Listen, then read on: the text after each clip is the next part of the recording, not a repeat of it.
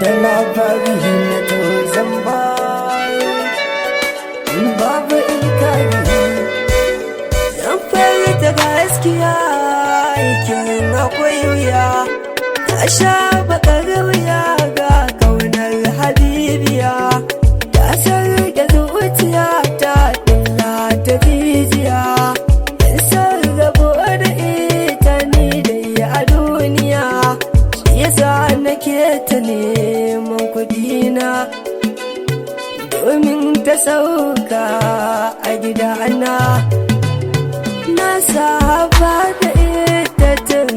muna makaranta ta zama to abokiya gun shawarata ko da a gidan sun shaida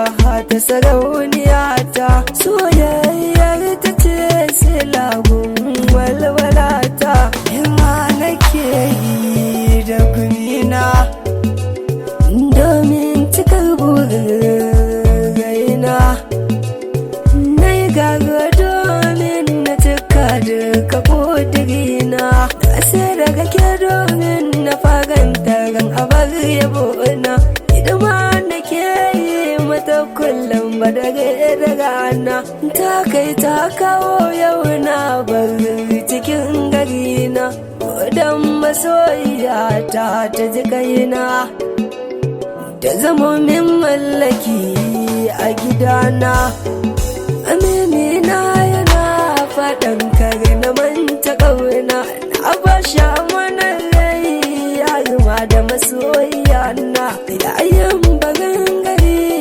raina yana ta kuna da aje na dawo na tadda a tabar yabo na haɗo jari domin duk ta ji daɗi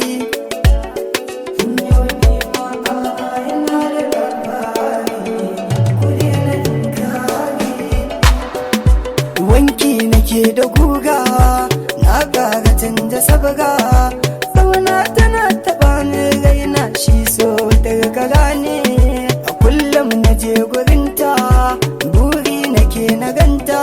a bikin ammiya ƙarato har na ga sanar suwa ne ina gidanmu wata rana da yar waya na a hannuna masoyiya ce take kirana an ba sallama sai ta kama kuka wayo raina an zato nake me ya fara nima har a cikin raina sai ta ce jikin abba ne ya tashi in wayo kaina in hankali na ya ɗimauta kan abin kauna ina cikin sauri ne buri na rai in je ne mukaddari na ne al'ajab kenan